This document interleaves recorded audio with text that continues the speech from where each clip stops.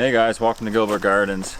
This is a Canadian homesteading channel based out of Niagara Falls, and today we are talking about wood chips. So, wood chip paths. We had 3 wood chip paths here on the homestead. One of them has been ripped out since. We've had success with them, I would say, overall.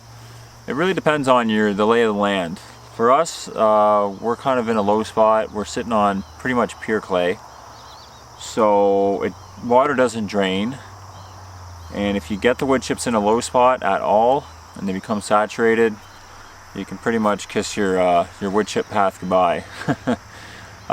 Let's jump out to the first path here and we'll take a look at it. So here's wood chip path number 1. Might be a little bit hard to see. Weeds have started to grow through it. We use this chip path basically to run the tractor back and forth for our wood processing area. And behind me here, if you just follow it around, I was splitting and stacking wood. If you check one of the vlogs a few weeks back, you can see several thousand pounds worth of wood getting hand bombed, which is always good times. But nevertheless, we put this path in about 2 years ago. This is the second summer rather, and I put 2 thick layers of chips down, and basically weeds have completely grown through it, even with the driving on it and compacting down. Let me just flip you guys around and I'll show you the path towards the house.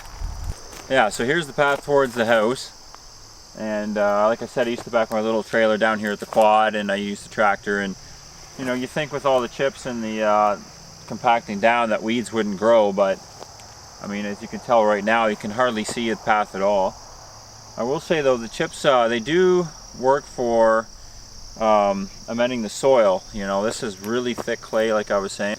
If you actually dig the chips out, you can see it's actually starting to break down the clay, which is really cool. So you know, they're good for that kind of thing. You know, the chips, I think if you just keep adding the layers and layers and layers, like I said, this was 2 layers, pretty thick too. You could mend off the weeds, but for us, unfortunately, I think we're just going to more or less let this grow, let the grass grow back over, and come up with a better method, I think. Yeah, let's move on to chip path number 2. Alright, so here's wood chip path number 2, which I'm not sure if you can tell on the camera, but there's pretty much no wood chips here anymore. This was the path we were going to use from the main driveway out to the chicken coop and the raised garden bed over here. And it was so low here, wood chips were completely floating, I'd say almost a foot. Like, it was crazy how low it was here. Just like I said on the other path, we didn't realize how low we were, but I ended up just dumping the chips, and it does not matter. So we ended up just digging this out. I dug all the chips out. I ended up kind of making a big pile in the back, kind of letting it decompose as turned it into some compost. And I brought in clay, so I got cheap clay here, and I dumped it all down in here. You know, it's not super smooth right now, but the plan is to lay landscaping fabric down and just bring some rock in. Just some whatever I can get for cheap anyways.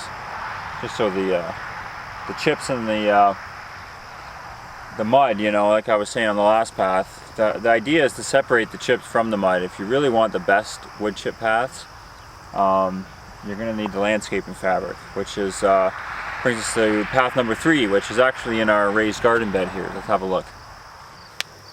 Alright, so we're in the garden here, and what I did here, if you want to go back and check the vlog, but I basically cleared out 2,500 square feet worth of trees, dug out the stumps, brought clay in to build the area up because I've removed so much material, and then it was coming time to decide if I wanted to put landscaping fabric down or just the chips.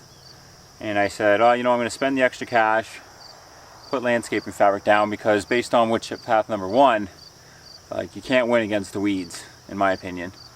So we spent the money, and you know, we probably spent a few $100. If you go on Amazon, you can get the ones for pretty cheap. We went with like the medium grade, contractor grade stuff, and it seems to be holding up. It's been all summer anyways, and we have pretty much 0 weeds. Nothing's growing through the landscaping fabric yet. There's a couple spots where we kind of missed around the concrete blocks for the raised garden beds.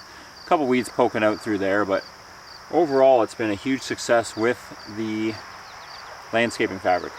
So I'm just basically putting down my second layer of wood chips. I put the first layer down about 3 months ago, and they've really started to drop down and decompose.